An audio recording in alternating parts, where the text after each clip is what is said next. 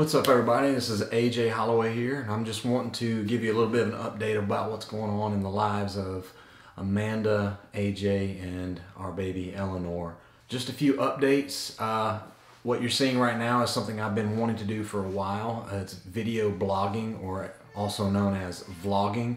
I'm very passionate about blogging, and I'm also passionate about videography, and it only made sense to do both. And I'm still not quite ready to travel out and minister just yet. So this is the next best thing for me. I feel like I can minister from my office. And that leads me to the second thing that is big news in our lives. If you're looking in this room right now and you see that it's not something you recognize, it's because we just purchased a brand new home. We've gotten all settled in. We've been here since Friday, so that is just a little under a week now. It'll be a week tomorrow, actually, that we've been living in this house. We're very excited about it. In fact, I'm going to give you a tour right now.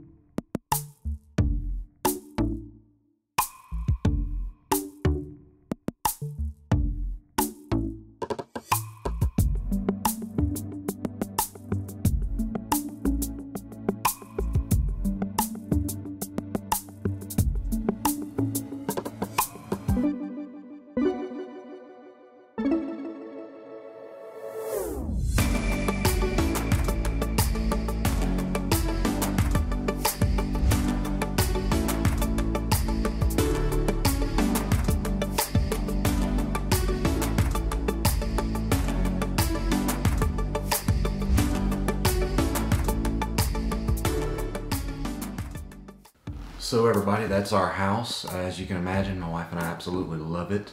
We're very thankful to live on this side of town now rather than the other side of town. And if you've ever driven across Ambassador Caffrey at 4 o'clock in the afternoon, you'll understand why we're happy to be on this side of town. We're very thankful that the person in our church allowed us to stay there for the past 5 months.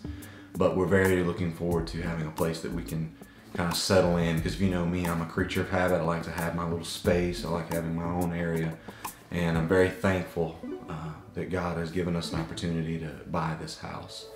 I want to get into the point of this vlog today. I'm going to talk next week on why we feel the need to begin vlogging weekly.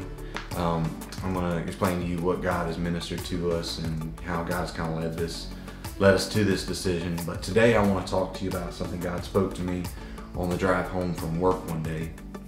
I've been treating my drive home as kind of my altar time, because I don't want to come home and just dump on my wife, because my wife isn't my altar, God is my altar.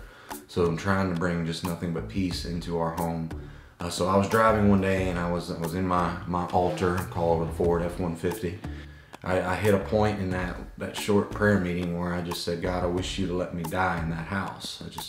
I wish you to just let me die, and at least everybody would know that I gave my life for my son, that I did everything that I could. And I know it sounds completely irrational to pray like that, but that was how I felt in the moment.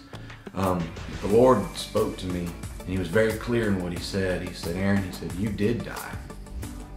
And I drove for maybe a mile, and I just said, God, what do you mean? I know I didn't die. And the Lord began to ask me some questions. He said, Aaron, do you care about Mustangs anymore? I'm a huge Mustang person.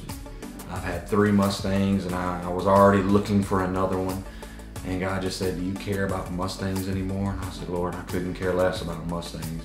He said, do you care about preaching engagements? Do you care about anything like that? Do you care about positions and all of that? And I said, Lord, I don't care about anything. He said, do you care about anything but getting to heaven? And I said, Lord, that is the only thing I'm thinking about. I said, I feel like this world is my prison now. And God spoke to me and said, well then, Aaron, you did die. And it really, really resonated with me, because all I can think about and all I have thought about the past 5 months is getting to heaven. And the only way I'm going to get there is by the rapture. And I know that God's not coming back until every ear has heard this gospel. So I'm trying to make sure every person has heard this gospel so that he can come back sooner, which is a reason why I'm beginning to vlog, because I can reach more people through a camera and a computer screen than I can just face to face. And I'm gonna do that too, but this is how I'm gonna try my best to reach as many people as I can. But I want to use this vlog to talk about that. Are we really kingdom minded? Pilate asked Jesus, he said, "You're a king, right?" That's pretty much what he was saying. And Jesus said, "No, you said it." And he said, "Well, then where's your kingdom?" And Jesus responds with this, says, "My kingdom is not of this world." So when we say we're kingdom minded, you know what we're really saying? We're saying that our minds are not on this world. You know, I've heard this a lot of times. You know, he's so heavenly minded that he's no earthly good, or she's so heavenly minded that she's no earthly good. Well, that's crazy. The more heavenly minded we are, the more earthly good we become. I'm ready to be heavenly minded so that I can be used here on earth. And I want to end this vlog with this just short bit of teaching. Do you know that the word apostle, that's not even a church term. Paul borrowed that from Roman culture. It was the Greek word apostolos. An apostolos was a diplomat that would go into a city, and when he would arrive there, his job was to make sure that city looked like Rome. He was going in, he said, "My king wants to come and visit, but before he does, I want to make sure he feels at home here." So with diplomacy, he would talk to the leaders of this city, and he would tell the leader of that city, he would say, "Listen, with diplomacy, I might add, we're wanting to set up Roman citizenship and culture here. We want to integrate you into our political system. We want to teach you our culture, our languages, so on and so forth. Do you comply?" And if the king or the leader of that city complied, then they would begin setting up trade systems, and they would set up their political system, and they would bring in Roman centurions, and they would begin to take over that city by diplomacy first. But here's the thing, if that king of that city did not give consent to the apostolos would just wipe his hands clean, he would walk away, he would go back to the leaders of Rome, and he would say, "They're not willing to comply."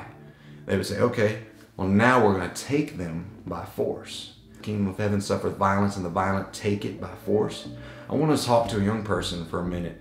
The first step to making this world look more like the kingdom is first diplomacy. Always diplomacy. Then if they don't comply, you go to a prayer room and you begin to pray and take that place by force. We should not be arguing. We should not get in our hands filthy with the world. We're separated from the world. When the world doesn't receive you, that's okay. Go into the prayer room next. But we should always uphold our witness, our diplomacy to the world. Are you really kingdom minded? Are we really kingdom minded? Is our minds more on stuff here than our stuff there? It's crazy to me that the #1 growing business in America right now are these little storage sheds where we rent them to put our stuff. They're popping up everywhere all over Lafayette, and I would assume they're popping up all over in your city as well, because we're finding we need places because our homes no longer store our stuff. We lost everything, and the only thing that matters to us that we lost, ironically, is the only thing that went to heaven. So I said it in my last video, I'm going to say it again in this video. The only two things that matter on this earth are God's presence and people. Those are the only two things that are going to be in heaven, so that's the only two things that deserve our time. So leave this question on your mind. Are you really kingdom minded? Have you died yet?